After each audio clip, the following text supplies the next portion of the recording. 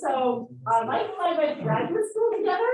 So we were at UC Berkeley. I remember sitting in Dick Harp's concrete complexity class, where I was trying to frantically write down all the rules about Yau's lemma and like what we're allowed to do and not allowed to do. And Michael basically had his eyes shut the entire time. And he was imbibing the information. So if you want to shut your eyes through this talk, Michael has worked in a lot of areas. I think Michael started at Harvard at the same time I started at CMU. About that same 1999 or something. Yeah. So we started at the same time. Worked in a lot of areas, error correcting codes and information theory and heavy tails and now scheduling. Working with some of my PhD students you'll hear about. He's the author of this wonderful book. I think this is the first edition. There's a second edition. I still have the first edition. I'm old. And the winner of the 2002 Information Theory Best Paper Award and 2009 Test of Time Award in SICOM, I think, right? Anyway, I let him start before technology. All right, hopefully it's coming in on Zoom. I'm going to apologize. I'm going to try and run through this fast. It's my first time giving like a live talk in something like 2 years. So be forgiving.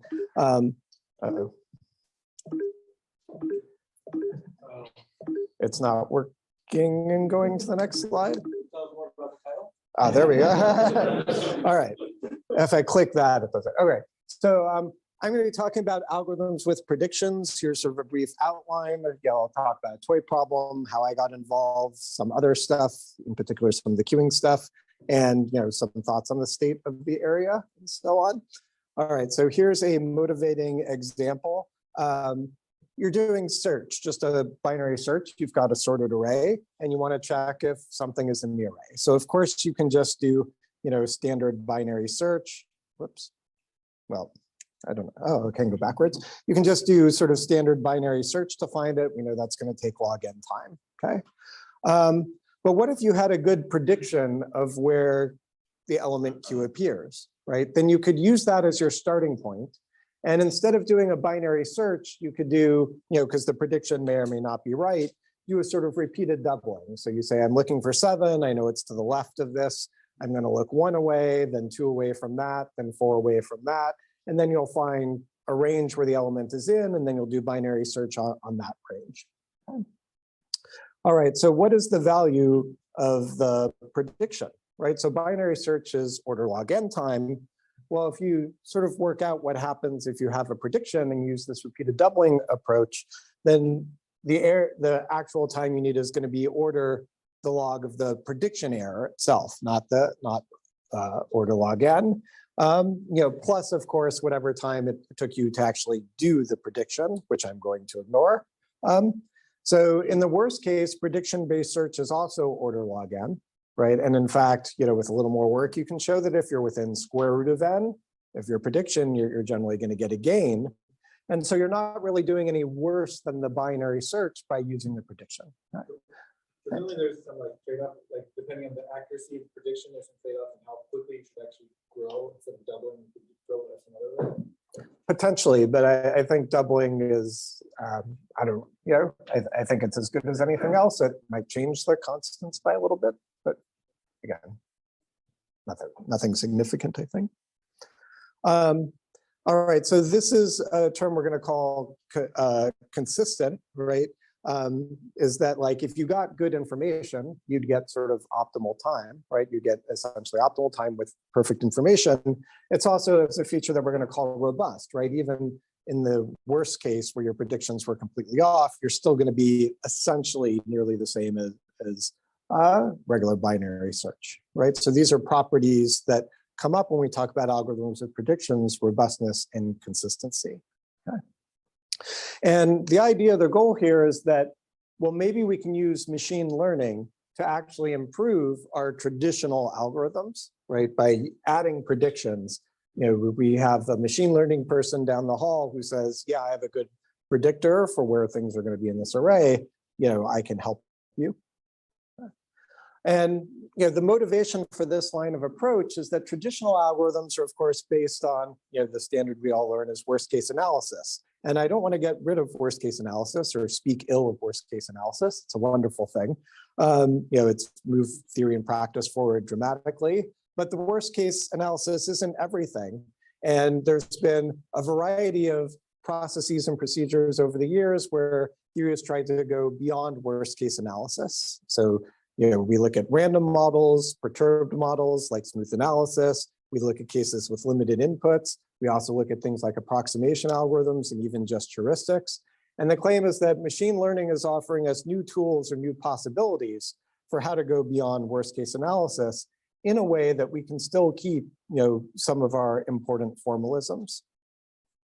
And in fact, there's a whole book, Tim Roughgarden has been a proselytizer of beyond worst case analysis, and he got people to write chapters. There's a chapter by me and Sergei Vasilevsky if you want to, look at a somewhat more formal version afterwards. I should point out also that a closely related topic, if you look up above here, you see the data-driven algorithm design by Maria Forlino Balkan.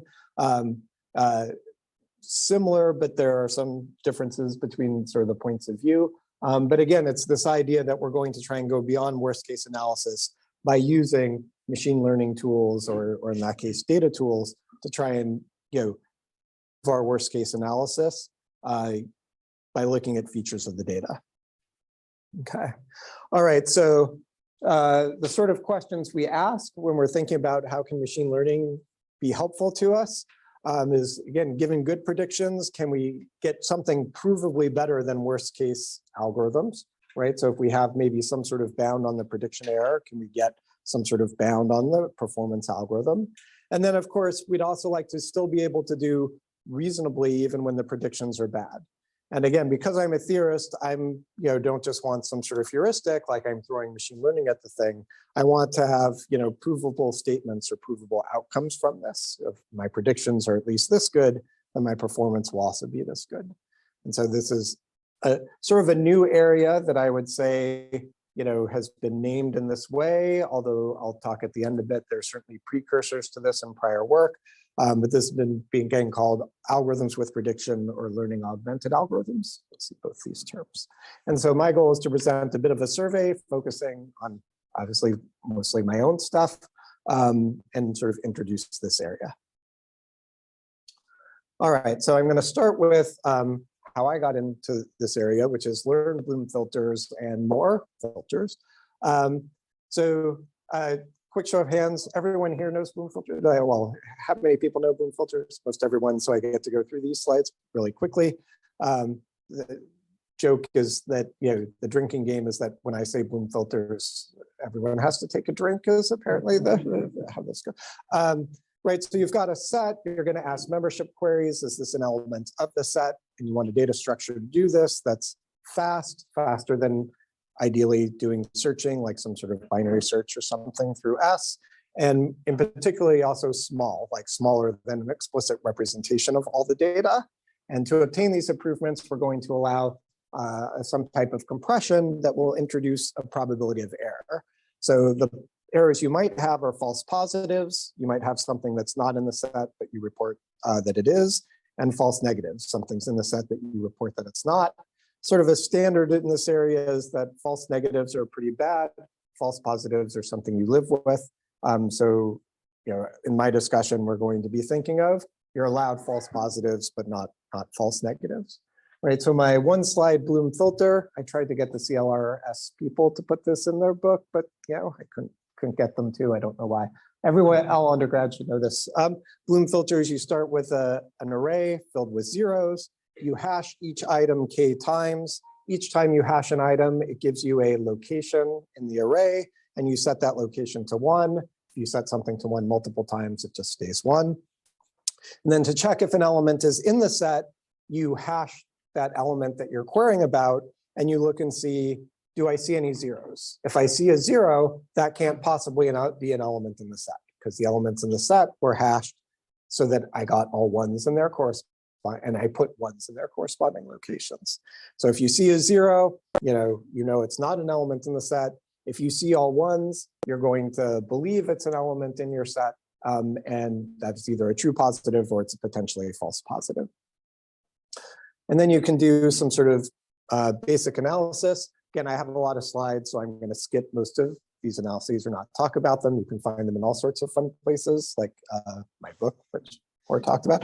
But essentially, like you can calculate out, what the probability of a false positive is for an item that's not in the set, and you can optimize, and you get these pictures. Here I'm pretending the hash functions are continuous. And this says if you're willing to use m as the number of bits, n as the number of items. So if you're willing to use 8 bits per item at like either 5 or 6 hash functions, you get a slightly over 2% false positive rate. And what the last slide says is this actually falls geometrically in the number of bits you're willing to use per item, or falls exponentially in the number of bits you're willing to use per item. Okay. All right, so that was hopefully a quick review. And where I came into the scene was there was this paper by coming out of Google and Tim Kraska, who's now at MIT, who did some hanging out at Google, where they were saying that they could make what they called learned index structures. And the idea here was they were saying one of the things they said was they could use machine learning to build something better than standard Bloom filters. And someone told me like, hey, you should take a close look at this paper and sort of figure out what it's saying from a theoretical standpoint. I was of course self-motivated because, as you can tell from the drinking game comment, Bloom filters are like my bread and butter. So these people are threatening my livelihood. I should probably read this paper and figure out what's going on. This was, I think, a very influential paper. And let me start by explaining their ideas, right? Which is they say, we can do better than standard Bloom filters in a data-dependent way. And the way that you use the data, like, is you're saying, well, I'm going to try and learn the set, right? So I'm going to have some sort of oracle that's going to tell me or give me a prediction, was this an item in the set or not, okay? And it's hopefully a very accurate oracle, right? That it should give you, a few false positives, okay? And the way we would use the oracle, right? And I may describe this in a later slide, is it's giving you some number between 0 and 1 that you might think of as a probability. And so you'd threshold it and say, like, if it's above this threshold, I think it's in the set. If it's below the threshold, I think it's not. Now, the issue here is this might introduce false negative if an item in the set is below the threshold. So what you need to do is say, okay, well, let me look at this oracle. Let me figure out which items in my set it might respond negatively to, and let me deal with those with a backup Bloom filter. Okay. So I'll show a picture of it in just a slide. So here the idea is they're treating Bloom filters or set membership as just this binary classification problem. They're using the set elements as positive elements. You can pick random elements or whatever selected elements you set as you like as non-elements. They derive some sort of neural network, but you could apply any sort of learning technique to produce this sort of probability estimate, choose a threshold, like I said. If you just did that, there would be false positives and false negatives. So you utilize this backup filter, right? So if you get a positive, you say, yep, I'm going to treat you as a positive. That's just fine. If you pass the oracle test, we're just going to say you're a positive. Hopefully that doesn't introduce too many false positives. And then we're going to create a backup filter that's just going to be a regular Bloom filter, which will tell you, yeah, this is in the set or not in the set. And that way you can avoid false negatives. Now, the point is, like, how could this possibly gain you anything since you're just using a Bloom filter at the bottom anyway? Well, now this Bloom filter at the bottom is for a smaller set. It's only for the set items that would have been false negatives from your oracle, right? So if you can have a small oracle, you will get a smaller backup Bloom filter, and you may be able to save size overall while achieving the same false positive rate. Any questions on that? Okay. All right. So again, backup filters are only for these set items that are negative, so it can be smaller. Okay. Now, to be clear, and this is one of the things, like, I sort of discussed back and forth with this group as they were doing these filters, like, the notion of what is a false positive under these two constructions is slightly different, right? For Bloom filter, the false positive probability is the probability that any non-set item yields a false positive. But for a learned Bloom filter, the false positive probability is an estimate that depends on like how well you learned your data, and also are your inputs, looking like things that are looking like your data that might be fooling your learned oracle or not, right? So And what is an adversary or not? An adversary could. Exactly. An adversary might try to say, oh, I'm going to try and find something that will cause a false positive, right? If they know your learning system, right? Now, the universe, we didn't talk about how big the universe is at all so far. But if the universe is large, there's always going to be. Absolutely. But similarly, also, you can also talk about regular Bloom filters adversarially, right? Like if you have a big universe, there are some items for a regular Bloom filter that will cause a false positive. If you have an adversary who knows your hash functions, they can try and find false positives. And there's a whole line of work on adversarial resistant Bloom filters also. It is a very tricky question. And I think the point is that the adversarial situations are hard for both regular and this Bloom filters. They're hard in, I think, different ways, or they're different notions of what the adversary would be able to do. But you're absolutely right to question that. But you're saying that the filter is smaller in the sense that there's some lower probability. Every element isn't hitting the filter. And so it doesn't have to be. Why is it smaller, right? You said that the second filter is smaller. Because the only thing, the size of the filter depends on the size of the set it's storing. And in the first stage, anything that was a positive in the original set is taken care of. So the only things I have to worry about in the backup filter are the things in the original set that were negatives according to the oracle. Okay. So mistakes that the oracle was making on the set.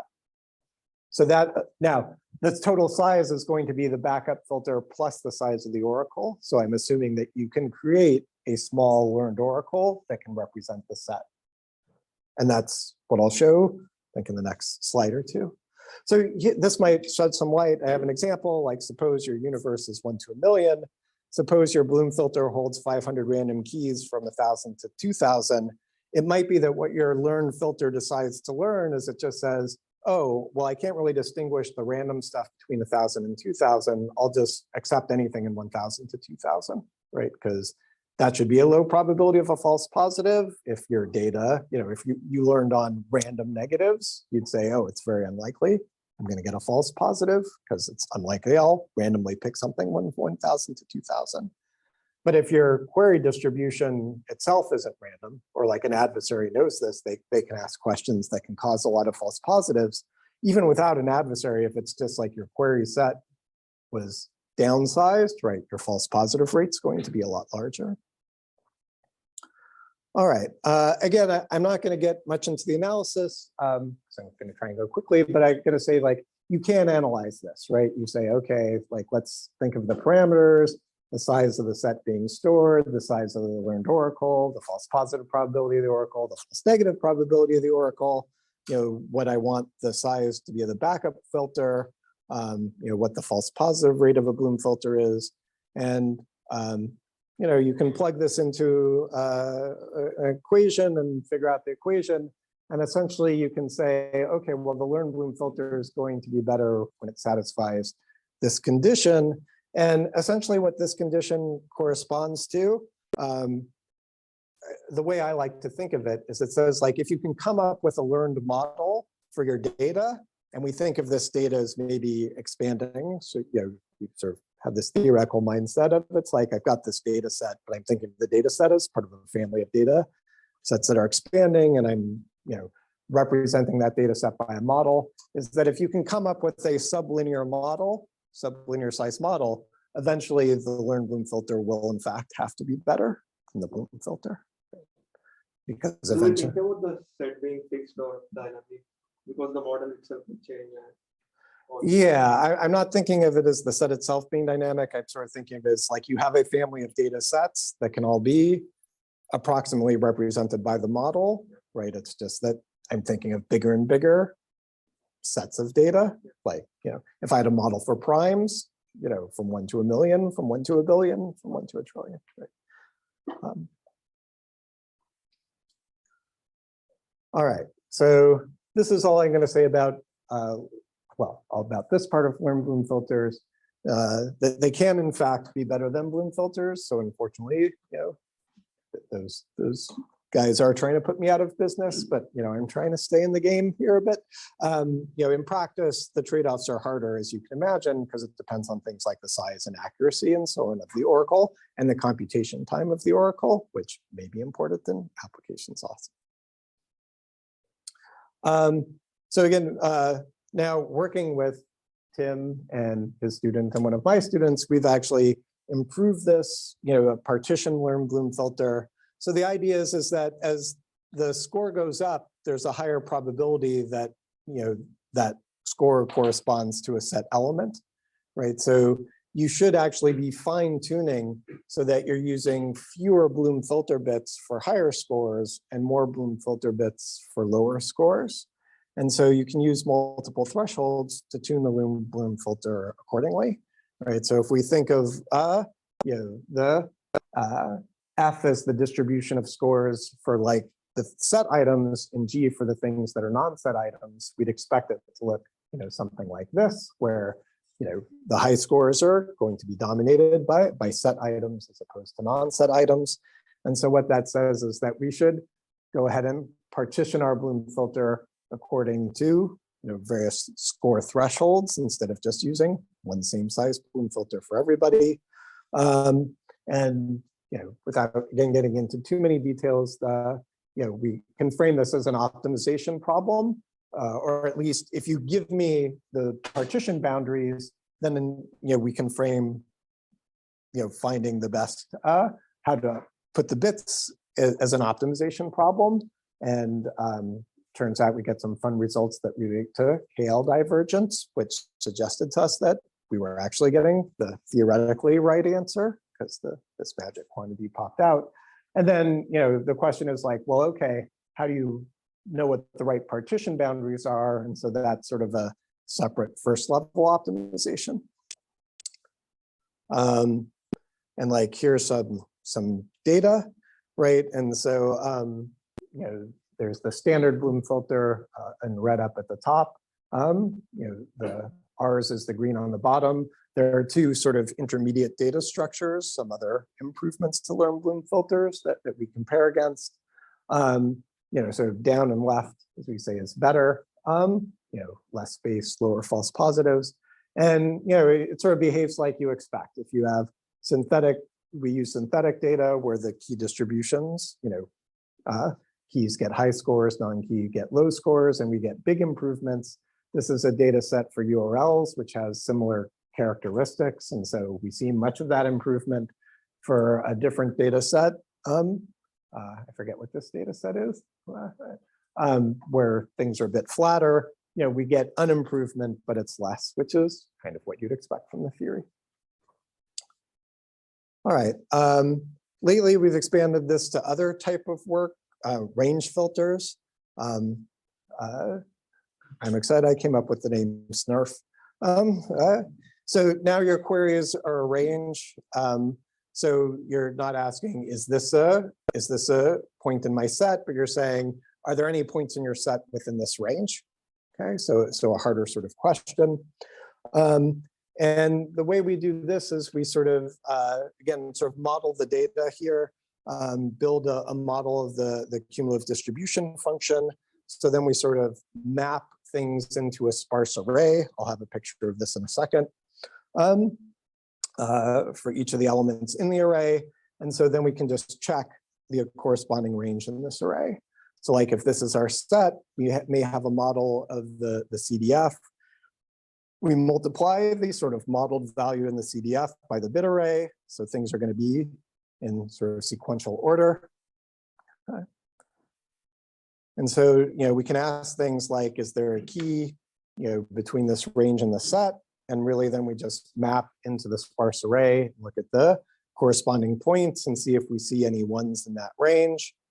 If we don't see any ones in that range, whoops, sorry, that's 1300, then it's not. It is possible to get false positives, right? Maybe 1450 maps into the bucket that actually holds the 1500 value. And so we see a 1. And so we have to say, oh, yeah, I think there is something there. And that's a false positive. But we are never going to get false negatives because of the monotonicity, as long as we have a monotonic model for the CDF, right? If we see a 1 in the range, then yes, there was some set element in that range. As long as we have a good model, the array map will be sparse and look like uniformly distributed ones. And we can use this to prove that if we have random queries, we can get essentially a false positive rate corresponding to 1 over k, 1 over the kn is the size of the array that we're mapping into. We then compress this sparse array to get something a lot smaller, and we sort of use a block-based compression and decompress the blocks we need on the fly to look for ones to make it efficient. So the downside of this is that this approach does poorly if the keys and queries are correlated, right? As we saw from that example, like with the 1450 hit the 1500, right? If our queries are close to the keys, we might get false positives. We are told by range filter lower bounds in the theoretical literature that we need to have something like this, that there's no way we could get a false positive rate of 1 over k on general query plus data sets. And here we have results comparing with some other variations of range queries. The ones that are most known out there are Surf and Rosetta. And we can also consider point queries, like just standard Bloom filter queries. And again, we can see that our SNARF data structure under various sorts of synthetic, we also do real data sets, turns out to be better than the comparison points. So what do you use as your predictor on this synthetic data set? We build it's a model of the CDF that's like built up of linear submodels. So we're just doing piecewise linear, building it so it's guaranteed to be monotonic, and then you have to choose the number of segments that you're using for the model. All right, so the summary here is predictors obviously can be used to enhance data structures. So let me go on to some other examples. Again, bit of a survey. These are things like not by me. So many frequency estimation algorithms are based on count sketches. So things like the count min sketch or the count sketch, where generally the idea is you're hashing items into a hash table, Bloom filterish like data structure, except you're keeping tracks of counts. And then like when an item comes in and you want its count, you look at those cells, you see that counts are in there, and you for instance, take the min of the values if you've seen the count min sketch. Okay. All right, so obviously the problem with these sorts of sketches when you're based on these sort of hash tables is collisions, right? Things with low counts might return a high count if all the places that you're hashing them into somehow intersect with some other item that had a high count that is making the count for that bucket look high. Okay. So those things don't happen frequently, but when they do, they can lead to large errors. So if we could just pull out the high count items in some way, we could greatly reduce the error, and as well as keeping track of the high count items specifically, which is something that's often people want to do, right? We would do explicit counts for these things that are supposed to be high count and pull them out of the data structure. So if you had just some sort of predictor for high count items, you could use that predictor to say, oh, this looks like a high count item, I'm going to treat it special. And so as long as your predictor is good enough that you keep the set of things that you're looking at, sometimes you might get wrong predictions. You might be counting things that are high count items. But as long as you're accurate enough that you're catching most of the high count items, you should be good. And so, right, so their model is, again, you have a learned oracle. If it's heavy, then you say, I'm treating it special. I'm going to count it. It gets its own unique counter. And otherwise, I'm throwing it into the sketch algorithm and just dealing with it as part of the sketch. And they're able to show that they can get better results for sort of standard distributions. They prove theoretical bounds of the sort that I would like, based on analyzing what happens if you have good predictors. And again, I won't get into this is their experimental results, but low and down is better. And again, they're like, we win, if we predict things well, we do better. One of the first problems in the online setting that was looked for learning with predictions was caching, right? So a standard online algorithm problem, you have a cache of size K, you get charged if a request comes in and the item isn't in the cache, okay? And you get to decide what you keep in the cache. So if you knew the whole sequence ahead of time, the optimal rule was always to evict the thing that appears farthest in the future. We don't know the future, sadly, but maybe we can predict it.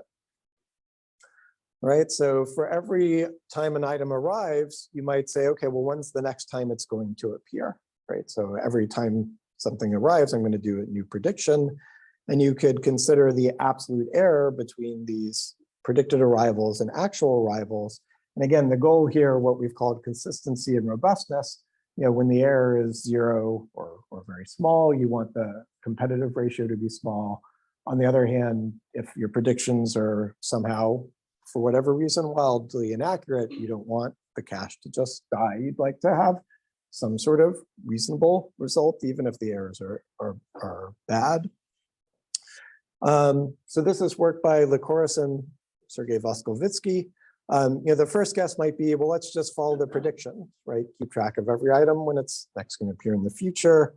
And then, So you have, for each item, you have a prediction of how long it will be until it appears? yes. And it turns out this is sort of bad, the problem is one bad prediction can mess you up, right? So here, if I have a cache of size 2 and I predict that, A is going to come in real soon now, but I was just wrong, then the problem is A is going to sit around taking up one of the slots. And as I resolve back and forth between B and C, what I'd like to be doing is keeping track of B and C, but I failed to do so because I overly believe my prediction. But you find out that it was wrong right away.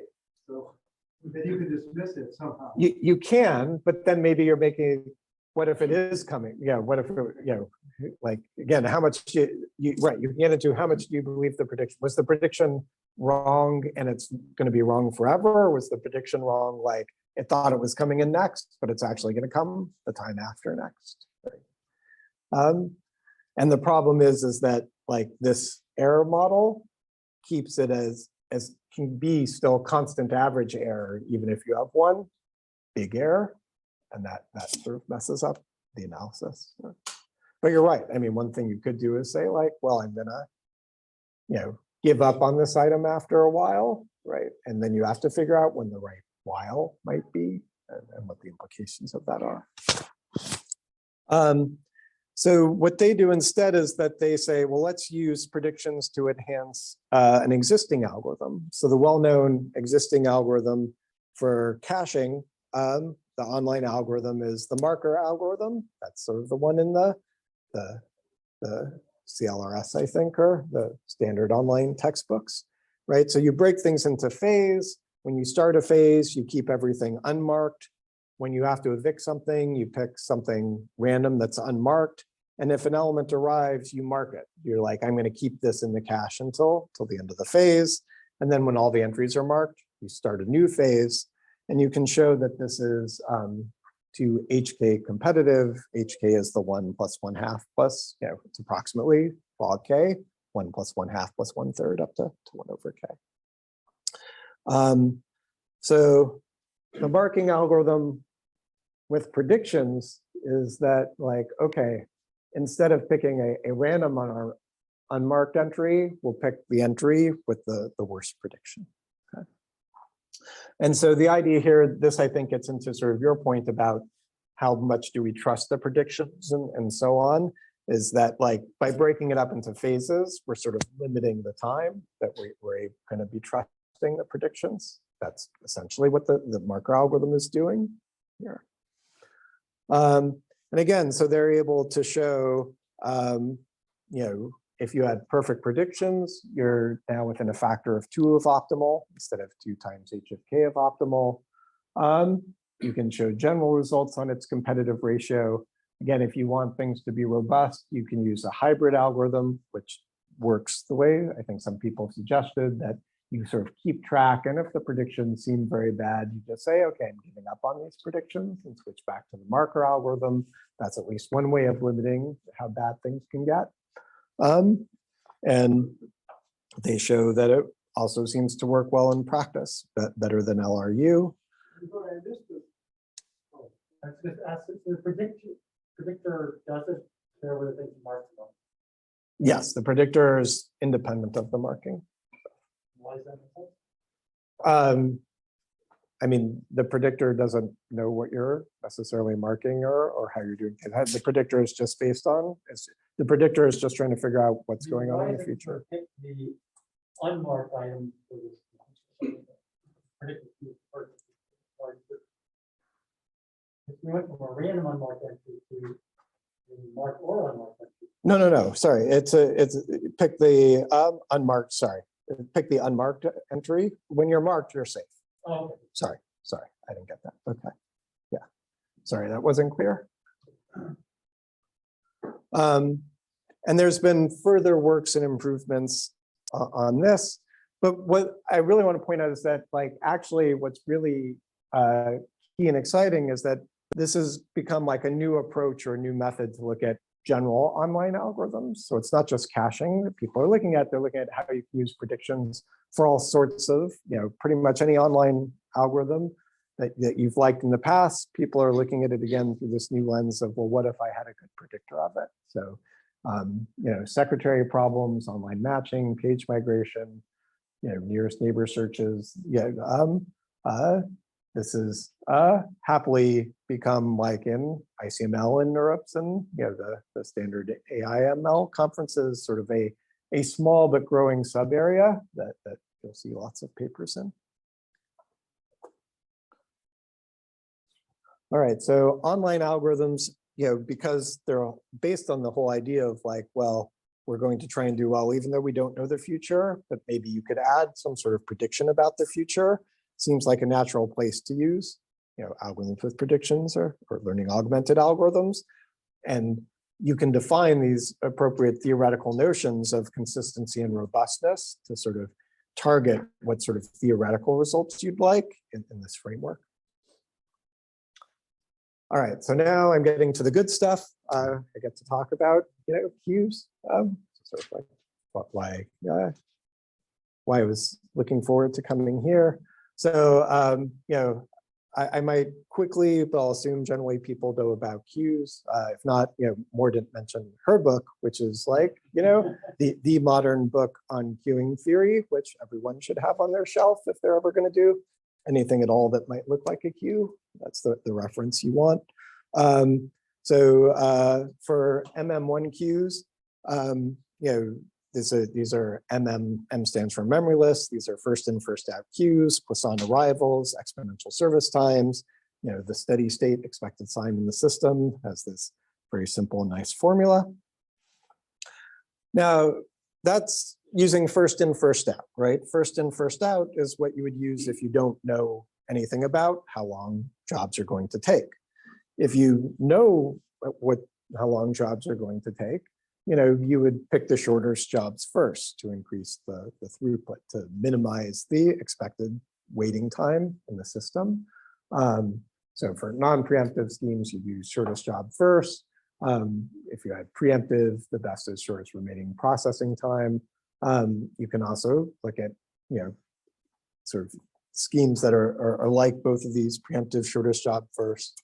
And again, all of these have historically been known formula for Poisson arrivals with general service time distributions. The first question I thought of when I was looking at this from sort of this prediction standpoint is like, well, okay, what if you have predicted service times, not the real service times? Then you can look at, predicted variations of these schemes. And as I was talking with Ellen earlier, right, since I'm a probabilistic guy, like I just sort of naturally embedded this in a probabilistic model, where instead of having a sort of a one-dimensional service time distribution, now we think of it as like a two-dimensional service time distribution, where you have, the real service time and a predicted service time, but these are going to be governed by a distribution.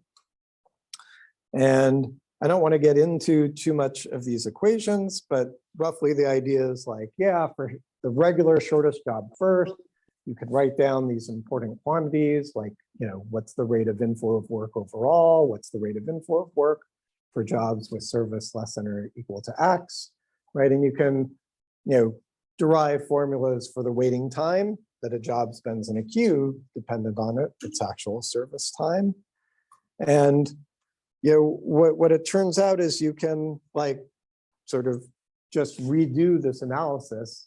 And it's a bit trickier because now it's two-dimensional instead of one-dimensional, right? But you can go through the process and come up with very similar equations for this sort of scheme. And you can derive similar formulas for the expected waiting time based on this sort of model where you have true and predicted times.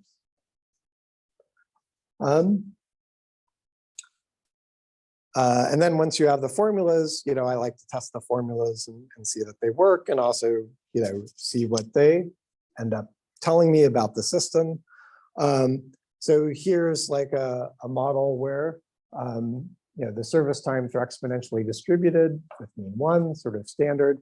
And now we have predictions, and our prediction for a job with, a true size of X, just because it's mathematically pleasant, I modeled it by an exponentially distributed distribution with mean X. This is shortest remaining processing time versus the predicted remaining processing time. And you get sort of these nice results which say like, yeah, the predictions are a lot better than FIFO, particularly under high load. They're not as good as if you had full information, but that's exactly what you'd expect, but they're still very good. And the other thing I just like to check is that the equations and the simulations match, and you expect them to be not exact because the simulations are running for some finite period of time, but they, within roughly sub 1%, which is good enough for figuring out probably what you want to do.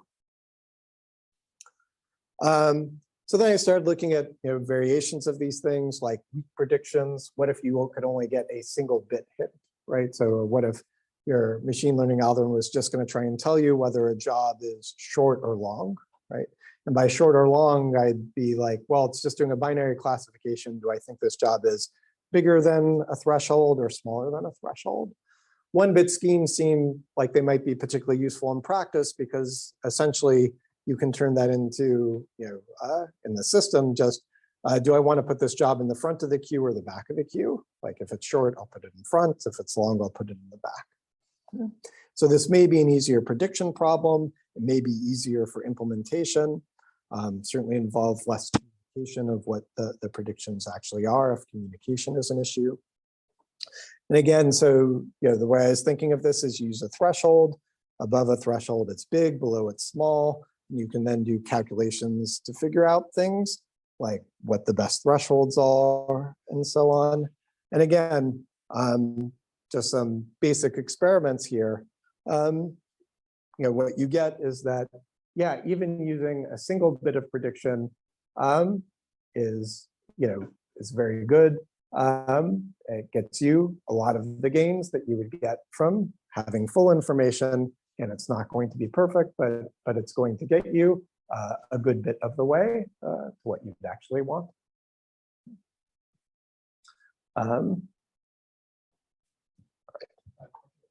Yeah. So what is the difference between threshold and prediction?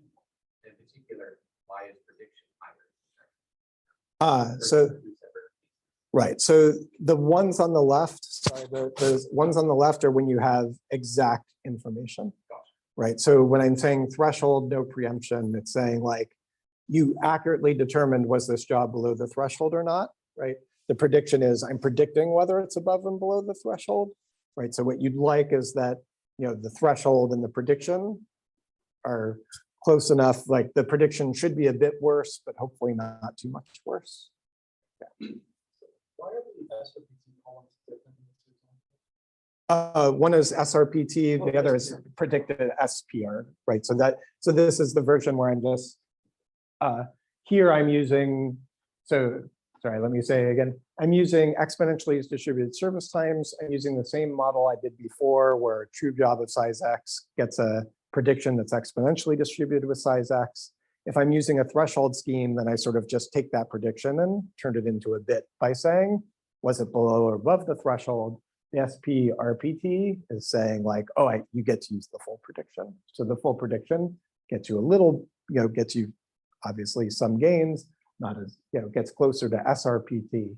But again, you sort of like, there's sort of two themes. You're not losing much by using prediction generally, but in particular, you're not losing much over using a single bit prediction than using a full bit prediction. For heavy-tailed service times, this is with the Weibull distribution. Things look even better, at least compared to FIFO, because when you have a heavy-tailed distribution, queues do really bad if they put a big thing up at the front and let it sit there. So the lesson here is if you're doing a paper on queuing and you want your scheme to look much better than FIFO, always use a heavy-tailed distribution. Now, as I was going through my first work on this, there's sort of an obvious shortcoming for shortest remaining processing time, right? Is that like, suppose I underestimate a job, right? The job is 10, but I think it's 5, right? So I'm gonna put it into the system, it's gonna run for 5. And I'm gonna say, well, the expected time left, I think is 0, right? Like it should be done, but it's not done. And if I just use the remaining processing time, well, the remaining process time is 0. In fact, it's going to go negative, right? So it's going to sit in front of the queue till it's done, which seems broken, right? Something's wrong there. Like, I looked at this like, I knew this was wrong. It's not really looking quite so bad in simulations. Clearly, there's something we should do, but I had no idea what it was, right? So it's like, okay, future work, we'll figure out some solution to this problem. And again, I wanted some solution that was not like, well, if it's this distribution, then you should do this, right? You want some sort of general scheme. And like, I had no idea what to do. And so luckily there are people here who know how to do these things. So this is where I got to start working with Ziv Scully and Isaac Rossoff here. Isaac will be talking later today about some of his own work on queuing, which is really why I'm here. I swiped some of these slides from Ziv, but they're my fault if they're bad because I just picked out some of them. So we were looking at a model where we had like bounded noise. So beta alpha bounded noise means if the true size is S, the estimated size is within these sort of multiples of S. And like my previous model, we'll assume that's generated by some joint distribution. And our goal is to find a policy that's good in terms of the expected time in the system for any joint distribution and any values of alpha and beta. Okay. So, what we could show, right, is that like, so first we're looking at consistency, right? So consistency is we'd like our policy to be within like a constant factor of optimal, right? So within a constant factor of for shortest remaining processing time where you had full information. Previous work had talked about things like robust, like we'd like it for any alpha and beta, we'd like that you're always within some other constant factor for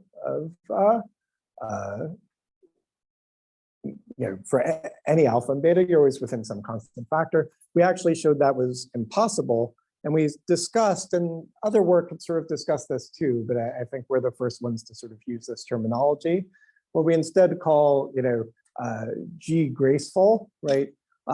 which is that, we sort of gracefully degrade for all alpha and beta. Like I can't say we're always within a fixed constant, but we're within some fixed constant that, or we're within some error that sort of grows naturally with the errors of our predictions. So that's sort of a graceful as opposed to completely robust.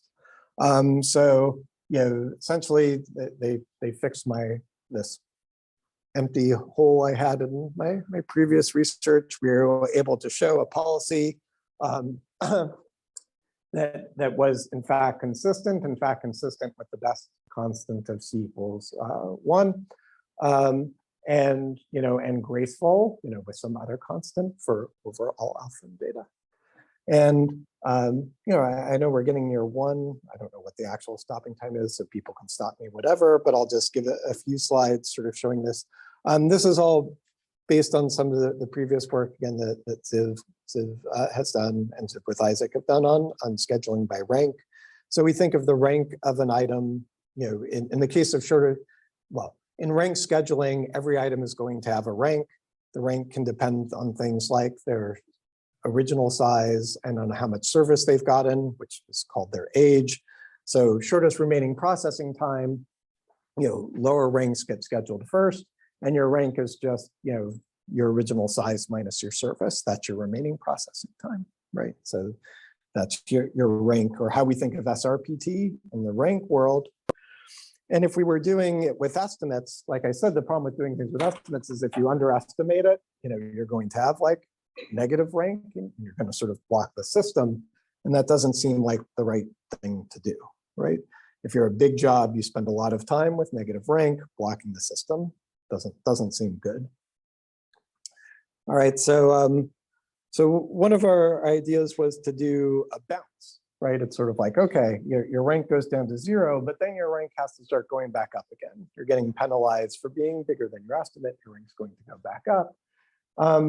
But it turns out that we figured out, like, if your rank just keeps going up, there's this risk that what's going to happen is that you get to this rank slightly above your original estimate, and meanwhile a bunch of jobs with times right around your original estimate have come in, and now they're going to have priority. So you got above your original estimate, so you're maybe just a bit more than twice as big as you were supposed to be. And now there's the potential that you're just going to get blocked, right? Your rank has gotten too high, and even though you were just about to finish, you're stuck behind lots of jobs forever. How do you know you're just about to finish? You don't know, but you don't. That's the point. You don't know, but you can run into settings where that happens, and that causes, and you can get a bunch of jobs that have this property that are all going to get stuck for a long period of time, even though they were just about. But you don't have any distribution assumptions on these. We're saying like an adversary could set up a world. So it turns out the right thing to do is this, this square root type symbol, radical, where you you go back up, but then you don't ever exceed your original estimate in terms of your rank. And somehow we can piece and glue together this magic property turns out to be, just right. The other two policies, we're just a bit too, too small, too big. This turns out to be just right in terms of penalizing it. And again, this depended substantially on the previous work on what's called SOAP scheduling that had been done here before. All right, so the summary here is scheduling and load balancing are also, I think, very natural, both in theory and I think in practice, places for learning augmented algorithms. There's also been some work, I should point out, just on the non-queuing setting, sort of the more theoretical CS setting, related work by Azar Leonardi and Tuatu, who have similar sorts of models to us. But still, it seems lots of interesting things to explore. So I just have 2 or 3 slides talking about some related stuff. So there has again been previous work of this sort, related theme of advice. Like there's an older line of work on online algorithms with advice. like what's the optimal advice you need. So like if you're doing caching, you could have just one bit of advice, right? If you had perfect advice, it'd just say, put this item in the cache, don't put this item in the cache, right? That would be perfect advice. Similarly, you could imagine scheduling. So this is related, but I think the algorithms with prediction setting is a bit more practical. We're not assuming you're getting perfect advice. On the contrary, we're assuming you're getting imperfect advice. And the question is how best to deal with it. Again, there's been a lot of work on beyond worst case analysis. Oh, I pointed to the book. And again, you can think of learning augmented algorithms as being part of that larger framework. Lots of interesting questions about like, how does this relate to machine learning? Like what types of problems are amenable to advice? What actually can be predicted efficiently? Like on the theoretical side, we might just say, well, suppose we have a predictor that does X, but are there good predictors for X? This gets into both the theory of machine learning and the practice of machine learning. And again, can we have feedback to the machine learning community? Like, this is what we're trying to optimize. Can you come up with a predictor that is specifically tailored to help us optimize this function when we're looking at it this way? And yeah, so I will finish off here. Yeah, I pointed you to, I had a slide before that pointed to the survey, but I mentioned the survey earlier about where else to look, but yeah, you should also just look at this book because it's a good book.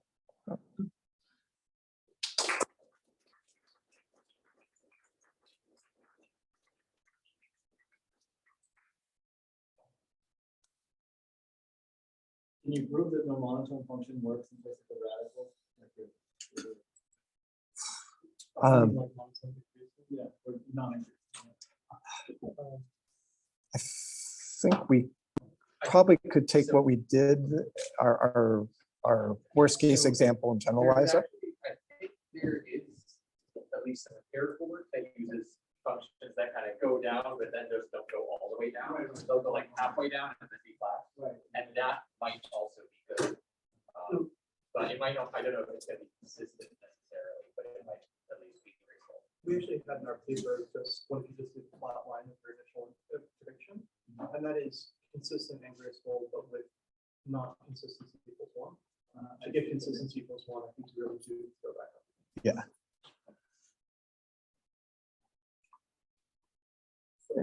So you back to just almost the last slide. You mentioned the effect to machine learning. It seems like in many of the examples you talked today, like false negative is rather bad for whatever the problem we want to solve. Right? Like, estimating the job, a large job too small, or in the filter example, we the oracle tells a false negative. That's what we need to deal with. So maybe you have some vision about this machine learning oracle, make it less false negative or something that can make the whole algorithm better. Yeah, I think the way I like to think of it is like, the way that I'm lazy and I don't know like all the tricks the machine learning people know, and I'm probably not going to learn them, right? But I know there are smaller machine learning people down the hall. Well, particularly here, there's apparently a whole department of smart machine learning people, like on a whole different floor or something. So, I think the question for me is like, I would like to just sort of pretend that this is a black box that someone handed to me and I don't have to worry about it. But many other people pointed out to me when I expressed this opinion that I'm just being dumb, right? That it's like what you should do is doing some sort of cross optimization where it's like, this is my algorithm, can you tailor the machine learning to the algorithm to get the best performance out of the algorithm? Or sort of the other way around, from the machine learning, like, how should I tailor my algorithm to the fact that this is what your machine learning algorithms output? Or ideally, we'd get into like a positive feedback loop or some sort of joint optimization where we're optimizing the algorithm plus the machine learning process together, right? That it's not like the machine learning is like, oh, just predict this quantity. Because it's like, well, we're using it in the algorithm. We should figure out how the predictions affect, can make the most of the algorithm and vice versa. And so I do have a paper with that with some undergrads where we looked at a specific problem and trying to do some of that joint optimization. But I think that's a fertile area for cross fertilization between the two. It's like trying to say, hey, can we think of these things jointly? Yeah. So here in your talk, you had a lot of positive examples where predictions of the variables that do well really improve the best you can hope for. What are some examples of problems where even with a good or reasonable small space point? So what I'd look for, and I don't recall specific examples offhand, but again, so if you're thinking of like, even if I had the best possible advice, what would limit me, right? So that would, I think, fall into the online algorithms with advice, for instance. And so there, I know there are results of the form that like, oh, well, if you're only getting this much advice, like it doesn't get you much. Right. So the real question is just then, what's the trade-off between the how much advice you're able to get per round versus what you need to do. Yeah. So following up with that, so is this to say that at least right now there aren't good lower bounds for predictions that aren't lower bounds as advice? Not that I know of. There may be. Yeah. I say It there. must be the same thing. Yeah, and there are an awful lot of online papers coming out like right now, right? Like, so I don't want to say there aren't any because it may be like, oh, I'm forgetting, or there's one that's going to be out, accepted by CMU tomorrow that I just haven't read, right? There is a question in the chat asking Oh. about related frameworks for compression or graph compression. Do you have any? For graph, I mean, I'm not sure specific to graph compression, but there are works about graph algorithms with advice. Again, I think Yossi Azar and that group has a very recent paper on sort of graph algorithms with advice, and certainly for online graph algorithms with advice, you can consider that too. I was wondering, you talked about this joint optimization. In the initial example you had with the searching, there was like a clear penalty for every bad prediction, like the one fix. But most of the other ones, it seemed like the harm of a bad prediction would sort of be spread out among many time steps or across many jobs or whatever.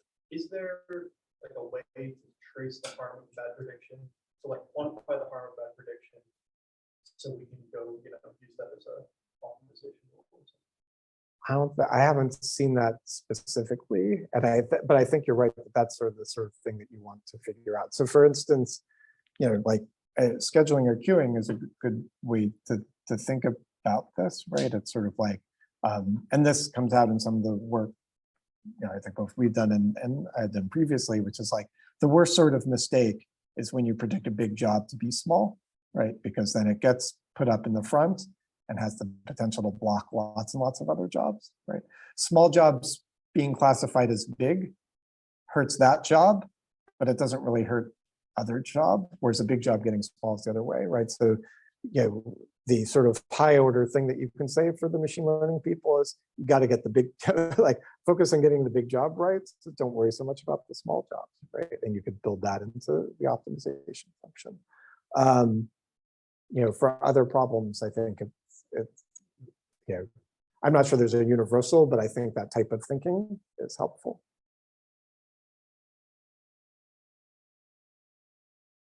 Cool. Thanks for listening.